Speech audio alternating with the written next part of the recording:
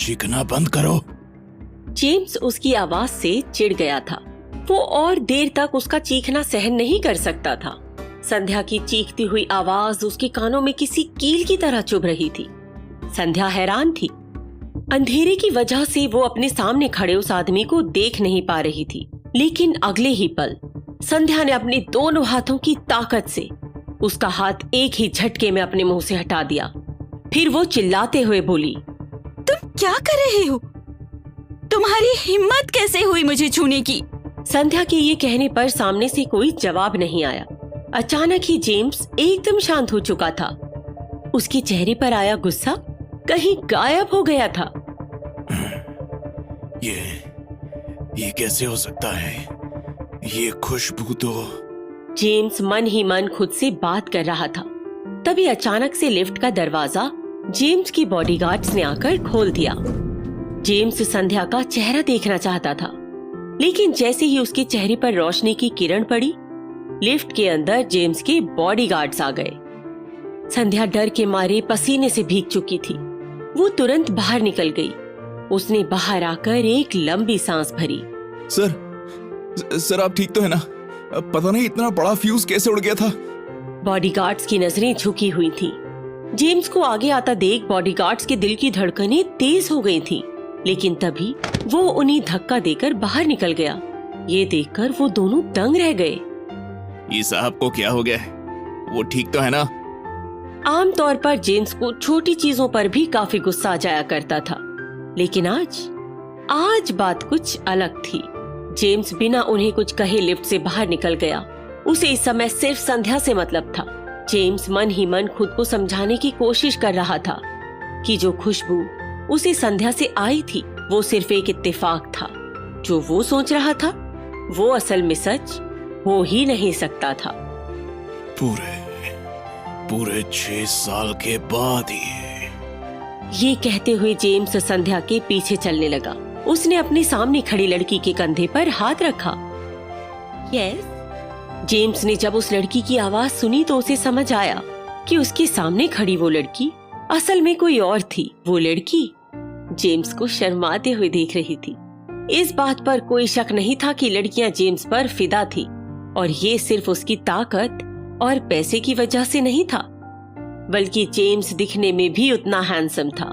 लंबी height, strong body, और यहाँ तक कि जेम्स की आंखें और उसके बाल उसको बहुत ही ज्यादा डैशिंग बनाते थे। नहीं, तुम नहीं। जेम्स ये कहकर आसपास उस लड़की को ढूंढने लगा जिसकी उसे सालों से तलाश थी, संध्या। लेकिन संध्या वो तो वहां से पहले ही जा चुकी थी। जेम्स ने काफी देर इधर उधर संध्या को ढूंढने की कोशिश की, लेकिन वो आवाज और वो महक दोनों ही गायब हो चुकी थी। वो समझ गया था कि उसने एक बार फिर उस लड़की को खो दिया था। कुछ देर की कोशिश के बाद इस बात को इत्तेफाक मानकर जेम्स टॉप फ्लोर पर अपने आलीशान रूम में चला गया, लेकिन उसके दिमाग में बार बार सिर्फ उसी लड़की का ख्याल आ रहा था, जिसका ना तो वो नाम जानता था और ना ही जानता था कि वो कैसी दिखती है। जेम्स को सिर्फ कुछ याद था, तो वो थी संध्या की खुशबू। वहीं दूसरी तरफ संध्या भागते हुए नीचे आ चुकी थी। जैसे ही वो लिफ्ट से बाहर निकली थी, उसे मोहित ने कॉल करके नीचे बुला लिया था, जिसकी वजह से वो खुद लिफ्ट से बाहर निकलकर उस बदतमीज आदमी से झगड़ भी नहीं पाई थी। नीचे आते हुए भी संध्या सिर्फ उस आदमी के बारे में सोच रही थी। पता नहीं कौन था। अगर मुझे नीचे नहीं आना होता तो उसे बताती। इतनी हिम्मत ये लोग लाते कहां से हैं? संध्या मन ही मन खुद से झगड़ रही थी। ग्राउंड फ्लोर पर पहुंचते ही मोहित ने उसे तुरंत हाथ से इशारा करते हुए रिसेप्शन पर बुला लिया। मोहित के हाथ में उसकी पुलिस की आईडी थी। ये मिस संध्या है। हम दोनों ही मुंबई पुलिस से हैं। मैं मिस संध्या से इस बारे में बात करने के बाद आपसे आगे बात करता हूँ। रिसेप्शन पर खड़े आदमी ने आसपास देखा और हल्के से अपना सर हिला दिया। संध्या कंफ्यूज्ड थी। उसे समझ नहीं आ रहा था कि मोहित किस बारे में बात कर रहा था। रिसेप्शन पर बात करने के बाद मोहित संध्या को अपने साथ होटल से बाहर ले आया। ये किस बारे में बात हो रही थी? अब मैं जानता हूँ कि तुम यहाँ पर किसी और वजह से आई थी, लेकिन देखने से ऐसा लग रहा है कि हमें कुछ टाइम बेंगलुरु में ही रुकना पड़ेगा। संध्या को अभी भी मोहित की बात समझ में नहीं आ रही थी। मोहित ने एक लंबी सांस भरी और कहा, मुझे अभी अभी कमिश्नर का मुंबई से फोन आया था। असल में जिस लड़के ने आज सुबह सुसाइड की है वो एक बड़े पॉलिटिशियन का बेटा था और कमिश्नर को शक है कि ये सुसाइड नहीं बल्कि मर्डर केस था। संध्या ने जब ये बात सुनी तो वो चौंक गई। देखने से ऐसा लग रहा है कि होटल में एक बड़ा घोटाला चल रहा है। अब क्योंकि हम दोनों इस होटल में मौजूद हैं, कमिश्नर चाहते हैं कि हम पता करें कि होटल के अंदर आखिर हो क्या रहा है। ये टास्क प्रायोरिटी पर है संध्या, हमें आज से ही काम शुरू करना होगा। संध्या के एक्सप्रेशंस भी काफी सीरियस हो गए। वो जानती थी कि कमिश्नर का फोन आने का मतलब क्या था। उन्हें जल्द से जल्द काम पर लगने की जरूरत थी। और हमारा सबसे बड़ा सस्पेक्ट है इस होटल का मालिक जेम्स। क्या संध्या जेम्स को नाम से पहचान जाएगी? क्या होगा जब संध्या और जेम्स एक दूसरे के सामने आएंगे?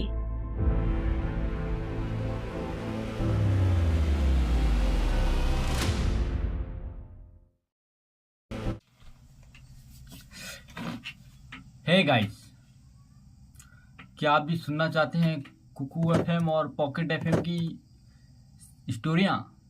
मगर आप उसके लिए पॉकेट एफएम और कुकू एफएम का सब्सक्रिप्शन बाय नहीं करना चाहते कि हम जैसे बहुत सारे लोगों के पास पैसे इतने नहीं होते हैं कि जिससे हम इन सभी चीज़ों का सब्सक्रिप्शन ले सकें। और हमें स्टोरियाँ भी सुननी है फ्री में, तो टेंशन नहीं लेने का। आपका भाई लेके आया है आपके लिए एक ऐसा चैनल, यूट्यूब चैनल, जिसमें हम आपके लिए कुकू एफएम और पॉकेट एफएम की स्टोरियाँ अवेलेबल रखेंगे। मतलब आपकी डिमांड पर जो भी स्टोरी सुनना चाहेंगे वो हम लेके आएंगे।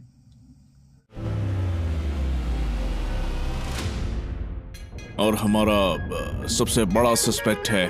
मोहित अपनी बात पूरी करता उससे पहले ही संध्या की नजर कहीं और चली गई। प्रिया। संध्या को अचानक अपनी बहन प्रिया होटल की तरफ आती हुई नजर आई। ये सोचकर कि शायद प्रिया संध्या को ढूंढते हुए यहाँ आई है, संध्या सीधा उसके पास चली गई। मोहित अपनी जगह पर खड़ा था। प्रिया ने एक मिनी ड्रेस पहनी हुई थी। उसके कंधे पर एक स्लिंग बैग था जो उसकी पतली कमर तक पहुँच रहा था। पिछले 6 सालों में प्रिया ने भी संध्या की तरह खुद को काफी बदल लिया था। वो कहीं ना कहीं हर तरह से संध्या से आगे निकलना चाहती थी। संध्या? प्रिया के कदम अपनी जगह रुक गए। प्रिया के चेहरे पर ना सिर्फ हैरानी थी बल्कि एक अजीब सा डर था, जैसे वो यहाँ पर कोई इलीगल काम करने आई हो। संध्या ने उससे आराम से मिलते हुए कहा, तुम ठीक तो हो ना प्रिया? घर पर सब कैसे हैं? अचानक संध्या की आंखें नम हो गई थीं। प्रिया की शक्ल में उसे अपने चाचा की याद आ रही थी, जिनकी वो बेहद करीब थी। संध्या को इस बात का बहुत दुख था कि आखिरी समय में भी वो उनसे बात नहीं कर पाई थी। संध्या, तू क्या मेरा पीछा कर रही है? और कोई काम धंधा नहीं है क्या तुझे? अच्छा होगा कि तुम यहाँ से चली जाओ, वरना मेरा फियांसे तुझे यहाँ से निकाल देगा। प्रिया आगे कुछ कहती उससे पहले ही होटल के अंदर से एक बॉडीगार्ड आया और उसने प्रिया को साथ चलने के लिए कहा। संध्या के चेहरे के भाव बहुत सीरियस थे। प्रिया की बात सुनकर उसने अपनी मुट्ठी कस ली थी। वो समझने की कोशिश कर रही थी कि आखिर प्रिया ने खुद को किस चीज में डाल लिया था। प्रिया आगे कुछ बोलते बोलते रुक गई। उसने बॉडीगार्ड की ओर देखा और अपना सर हाँ में हिलाते हुए आगे जाने लगी। उसने संध्या को पूरी तरह से इग्नोर कर दिया था। संध्या को प्रिया की चिंता हो रही थी। न जाने क्यों संध्या का मन कह रहा था कि प्रिया का यहाँ होना सही नहीं था। तभी उसे अपने पीछे से एक आवाज आई, ये तो तुम्हारी बहन है ना? ये यहाँ पर मैं समझ गया। संध्या ने ये सुनकर मोहित की तरफ देखा। मोहित कुछ सोचते हुए आगे बोला, ये यहाँ पर जरूर जेम्स के लिए आई है। संध्या ने जैसे ही ये नाम सुना उसके चेहरे का रंग उतर गया। उसके मन में बार बार सिर्फ एक ही ख्याल आ रहा था कि क्या ये वही जेम्स था जिससे वो 6 साल पहले मिली थी। मोहित के लिए अभी भी संध्या जैसे किसी पहेली की तरह थी। उसे समझना आसान नहीं था। कई चीजें थीं संध्या के अतीत से जुड़ी जिनके बारे में मोहित को कोई अंदाजा ही नहीं था। दिन में खाना खाने के बाद मोहित और संध्या अपने कमरे में लौट गए। मोहित अब संध्या को बता चुका था कि ये होटल की जो चेन थी वो जेम्स की थी। मोहित को शक था कि प्रिया की शादी उसी जेम्स से होने जा रही थी। संध्या इस बारे में मोहित को कोई जवाब नहीं दे रही थी। वो तो जैसे अपनी ही किसी धुन में खोई हुई थी। बार बार जेम्स का नाम सुनकर संध्या की आंखों के आगे 6 साल पहले के वो पल घूमने लगे थे। अपने कमरे में लौटने के बाद संध्या ने पीछे से दरवाजे को लॉक कर लिया। फिर वो अपने एक बैग को खोलकर उसमें से अपना लैपटॉप निकालने लगी। संध्या ने लैपटॉप में एक एप्लीकेशन खोली और उसमें लॉगिन करने लगी। लॉगिन करने के बाद उसने एक अननोन इंसान का चैट बॉक्स खोला और उसमें एक मैसेज लिखने लगी। आई थिंक मुझे वो मिल चुका है। मैंने उस आदमी को ढूंढ लिया है। संध्या ने जैसे ही ये मैसेज सेंड किया, कुछ ही मिनट के बाद सामने से रिप्लाई आ गया। रिप्लाई में उस इंसान ने एक बड़ा सा इमोजी भेजा था, जिसे देखकर संध्या के चेहरे के एक्सप्रेशंस थोड़े लाइट हो गए। संध्या उसका आगे का मैसेज पढ़ने लगी। मुझे यकीन था कि तुम एक दिन सच का पता लगा कर रहोगी। आई नो कि तुम अभी बहुत स्ट्रेस्ड भी होगी, लेकिन याद तो है ना कि मैंने आखिरी बार क्या कहा था? संध्या ये मैसेज देखकर मुस्कुरा रही थी।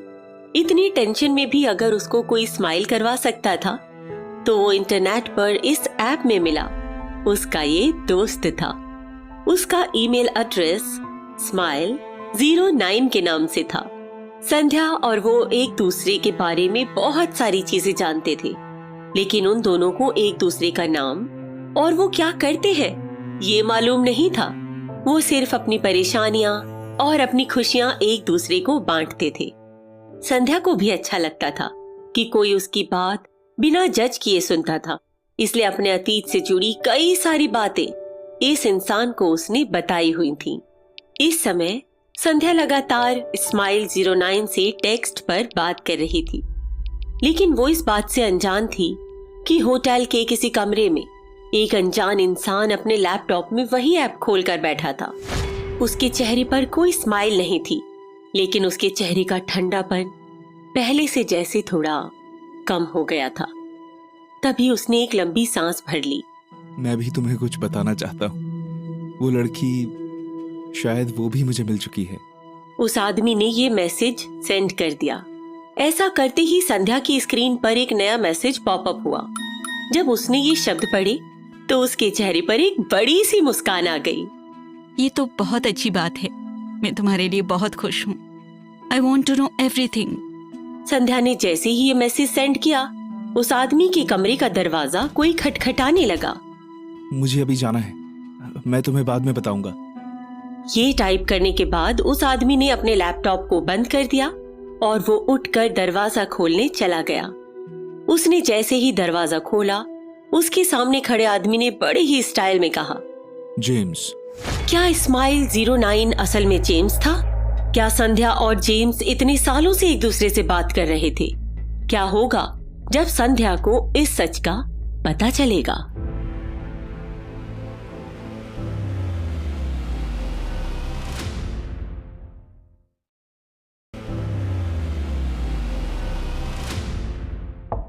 संध्या ने अपना लैपटॉप बंद कर दिया था। दरवाजे पर दस्तक होने की वजह से वो अपनी जगह से उठी और उसने दरवाजा खोल दिया। मैं अंदर आ सकता हूँ? कुछ बात करनी है मुझे तुमसे। संध्या थोड़ा कंफ्यूज्ड थी। वो मोहित के चेहरे पर चिंता देख सकती थी। उसने मोहित के लिए दरवाजा खोला और उसके अंदर आने पर दरवाजे को बंद कर दिया। क्या बात है? तुम इतना टेंशन में क्यों लग रहे हो? मोहित वहाँ रखी कुर्सी पर जाकर बैठ गया। वो लगातार अपना पैर हिला रहा था। उसे समझ नहीं आ रहा था कि वो क्या कहे। संध्या ने भी आज से पहले मोहित को इतनी टेंशन में कभी नहीं देखा था। तभी मोहित ने अचानक से संध्या को देखा। मोहित की आंखें चमक रही थी, लेकिन उसके मन में सवाल थे, कुछ ऐसे सवाल जिनका जवाब सिर्फ संध्या दे सकती थी। संध्या, ये सब क्या है? तुम किस बारे में बात कर रहे हो? संध्या ने जैसे ही ये बात कही, मोहित ने अपने मोबाइल स्क्रीन को ऑन करके संध्या को एक न्यूज़पेपर की फोटो दिखा दी। संध्या ने जैसे ही उस न्यूज़पेपर को देखा, उसके होश उड़ गए। संध्या को अपनी आंखों पर विश्वास नहीं हो रहा था। उसे समझ नहीं आ रहा था कि 6 साल पुराना ये अखबार आखिर मोहित के पास कहां से आया था। संध्या स्क्रीन को देख रही थी कि मोहित ने कहा, ये सब क्या है संध्या? मैं तुम्हारे मुंह से सुनना चाहता हूँ। मोहित ये कहकर अपनी जगह पर खड़ा हो गया। संध्या सुन्न होकर अपने बिस्तर पर बैठी थी। उसकी आंखों के आगे वही दुनिया घूम रही थी जिससे वो ना जाने कितने सालों से पीछा छुड़वाना चाहती थी। ये तुम्हें कहां से मिला? ये मुझे प्रिया ने भेजा है। मैं नहीं जानता कि उसे मेरा नंबर कहां से मिला, लेकिन ये बात जरूरी नहीं है कि मुझे ये कहां से मिला। जरूरी बात यह है कि तुमने कभी अपने बारे में मुझे कुछ बताया क्यों नहीं कि तुम। मोहित आगे कुछ कहता उससे पहले ही संध्या ने उसकी बात बीच में काट दी। कि मैं कितनी घटिया हूँ, हाँ? ये बताती तुम्हें कि मेरे अतीत में कितने दाग हैं। संध्या गुस्से में अपनी जगह से उठी और जाकर खिड़की के पास खड़ी हो गई। उसने नीचे देखा तो उसे उस आदमी की याद आई जिसने सुबह सुबह ऐसी ही किसी खिड़की से कूदकर अपनी जान दी थी। तभी अचानक मोहित उसके पास आ गया। नहीं, ये क्यों नहीं बताया कि कितना दर्द छुपा कर बैठी हो तुम? मैं आज तक सिर्फ तुम्हारी पर्सनैलिटी, तुम्हारी खूबसूरती से प्यार करता था, लेकिन आज मुझे तुमसे प्यार है। तुम्हारे अतीत से मुझे कोई फर्क नहीं पड़ता संध्या। मैं जानता हूं कि ये सब सिर्फ झूठ है। मैं जानता हूं कि तुम ऐसा कभी नहीं कर सकती। मोहित ये कहते हुए संध्या के ठीक सामने आ गया था। वो प्यार से संध्या की आंखों में देख रहा था। मोहित ने धीरे से संध्या का हाथ पकड़ लिया। वो संध्या को गले लगाना चाहता था। वो चाहता था कि संध्या का सारा दर्द वो खुद पर ले ले।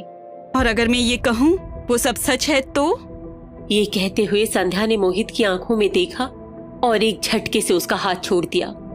मोहित दंग रह गया था। वो इस बात पर विश्वास करने के लिए तैयार नहीं था। मुंबई के बाद वो आज बेंगलोर में पहली बार संध्या को इतने गुस्से में देख रहा था। संध्या उसका हाथ छोड़कर सीधा दरवाजे पर गई और उसे खोलते हुए बोली, अगर तुम्हें यही बात करनी थी तो अब तुम जा सकते हो। मोहित हैरान था। उसके पास किसी बात का जवाब नहीं था। उसके दिमाग में सिर्फ संध्या के कहे वो शब्द घूम रहे थे। दरवाजा बंद करते ही संध्या ने अपने आप को दरवाजे से टिका दिया। संध्या का दिल जोरों से धड़क रहा था। इतने साल बाद जब वो वापस बेंगलोर आई थी तो 6 साल पुरानी चीजें जैसे उसका पीछा ही नहीं छोड़ रही थी। संध्या को खुद पर और अपनी किस्मत पर बहुत गुस्सा आ रहा था। हालांकि संध्या जानती थी कि मोहित एक अच्छा लड़का था, लेकिन वो ये भी मानती थी कि मोहित एक अच्छी लड़की डिजर्व करता था, जो वो नहीं थी। मोहित बाहर निकलकर काफी देर तक संध्या के दरवाजे को देखता रहा। उसे संध्या पर इतना विश्वास था कि वो जानता था कि इस समय संध्या काफी गुस्से में है और वो गुस्से में ये सब बातें कह रही है। कुछ सोचते हुए मोहित ने अपना मोबाइल फोन निकाला और एक नंबर पर कॉल किया। हाँ, जो फोटो मैंने भेजी है, मैं इस न्यूज के बारे में सब कुछ जानना चाहता हूँ। ये किसने पब्लिश की है, किसकी रिसर्च थी, सब कुछ मुझे चाहिए। मोहित ने कॉल के दूसरी तरफ का जवाब सुना और फिर फोन काट दिया। थोड़ी ही देर में इस न्यूज के बारे में मोहित सारी जानकारी हासिल करने वाला था। उसे कहीं ना कहीं संध्या के घर वालों पर ही शक था। मोहित वहां से निकलकर अपने कमरे की ओर चल दिया।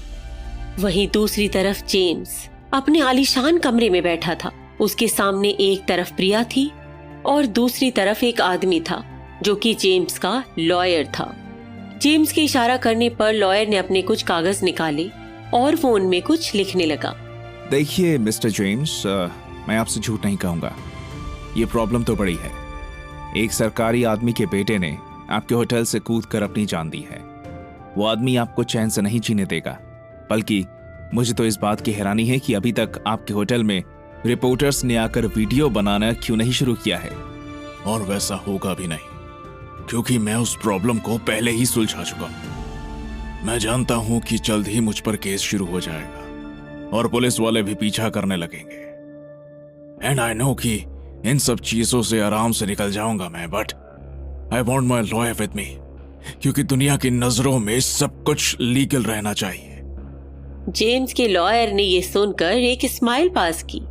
उसने पेपर में आगे कुछ लिखा और फिर बोला, आप इस बारे में बिल्कुल चिंता मत करिए, मैं सब देख लूंगा।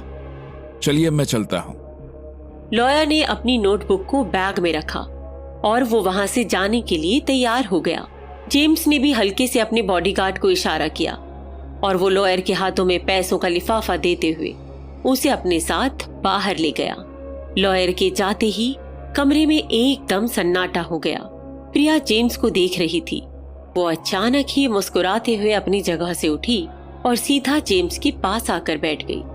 उसने जेम्स की आंखों में देखा और कहा, मैंने तुम्हें बहुत याद किया जेम्स। ये कहते हुए प्रिया जेम्स की गोद में बैठ गई।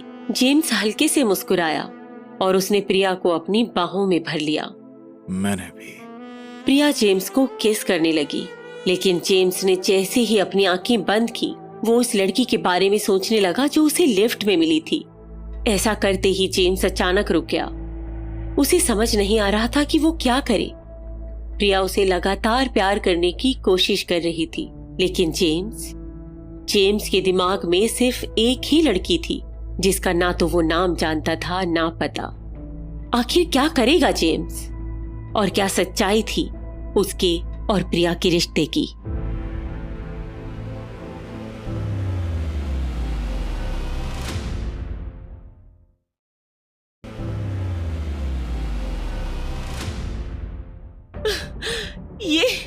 ये नहीं हो सकता मम्मी।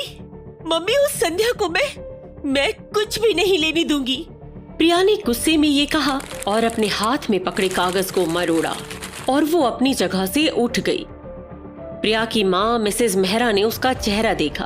वो काफी शांति से अपनी जगह पर बैठी हुई थी और इस सिचुएशन से बाहर निकलने की तरकीब सोच रही थी।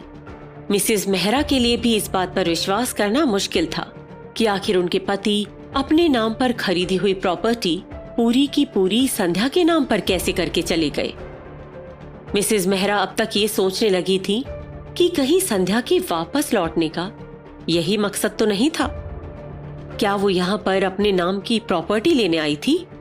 प्रिया को इतने गुस्से में देखकर मिसेज मेहरा ने गहरी सांस छोड़ी। प्रिया शांत हो जाओ।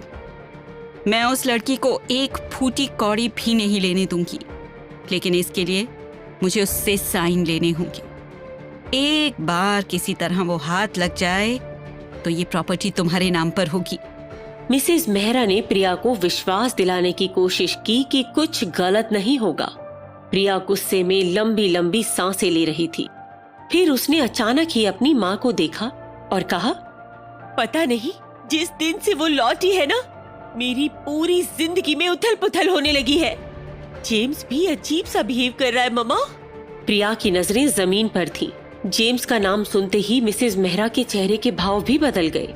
वो तुरंत प्रिया के पास आकर बैठी और एक झटके से बोली, ये क्या कह रही हो तुम? जेम्स ने क्या किया?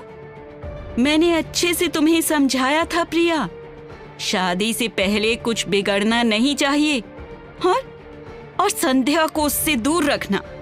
जानती नहीं तुम, वो हम में से किसी को भी खुश नहीं देख सकती। मिसेज मेहरा के चेहरे का रंग जेम्स और संध्या का नाम साथ में सुनकर जैसे बिल्कुल उतर गया था। वो घबरा सी गई थी, लेकिन इस घबराहट पर प्रिया का कोई ध्यान ही नहीं गया था। उसने अपनी मुट्ठी कसते हुए कहा, मम्मी मैं जानती हूँ, लेकिन पता नहीं, कल जेम्स को देखकर ऐसा लग रहा था जैसे वो बदल गया हो। उसका मुझ पर ध्यान ही नहीं था। संध्या जब से वापस आई है तब से एक दिन भी खुशी से नहीं गुजर रहा। पनौती है वो, पनौती। प्रिया की माँ ये सुनकर और भी ज्यादा परेशान हो गई। वो कभी भी नहीं चाहती थी कि उन्हें जिस बात का डर था वो सच हो जाए।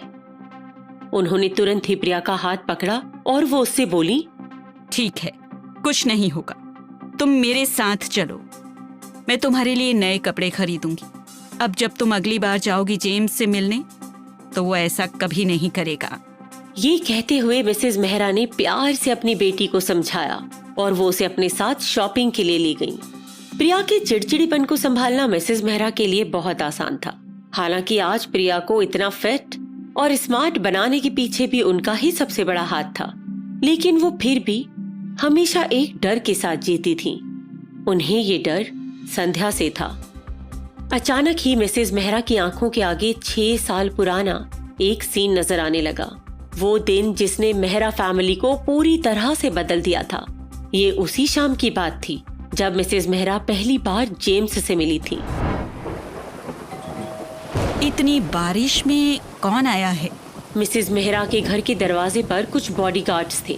मिसेज मेहरा पहले तो उन्हें देखकर चौंक गई, लेकिन उनसे बात करने पर उन्होंने बड़ी जल्दी से पूरी बात समझ ली। तभी उन्हें गाड़ी में इंतजार कर रहे जेम्स के पास ले जाया गया। मिसेज मेहरा ने जैसे ही इतनी बड़ी चमचमाती गाड़ी देखी, उनके चेहरे के एक्सप्रेशंस पूरी तरह से बदल गए। जेम्स के कुछ कहने से पहले ही मिसेज मेहरा ने कहा, वो मेरी बेटी थी, प्रिया।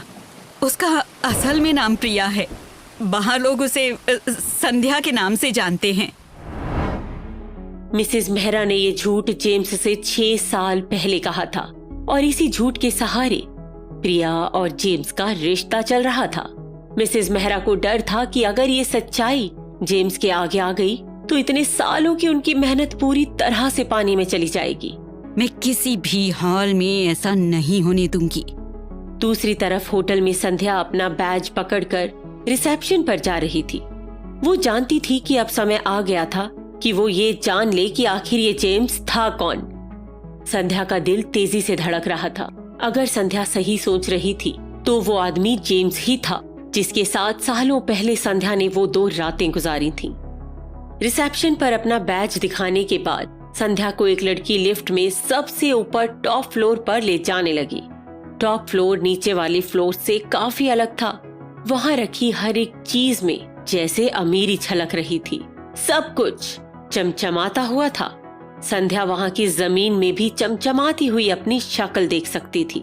ये है मिस्टर जेम्स का स्वीट। ये कहने के बाद वो लड़की वहां से जाने लगी, लेकिन जैसे ही संध्या ने अपना हाथ बेल बजाने के लिए आगे बढ़ाया, उसका फोन बजने लगा।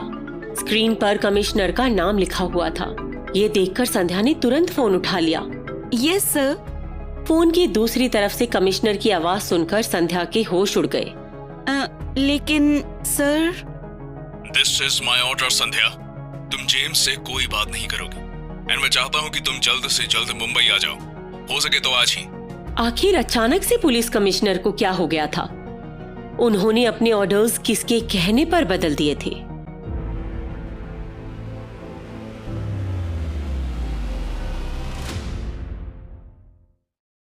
हे गाइस, स्वागत है आपका अपने इस YouTube channel NK Kuku FM lovers में।